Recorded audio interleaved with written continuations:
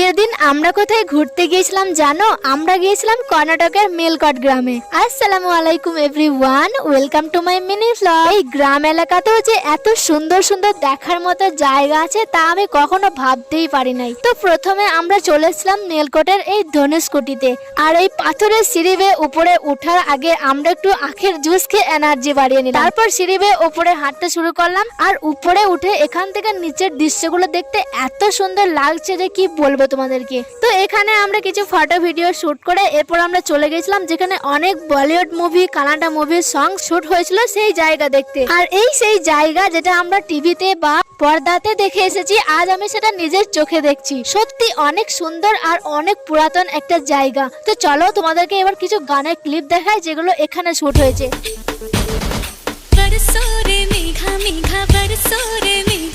चिकनी कमर पे तेरी मेरा दिल फिसल गया।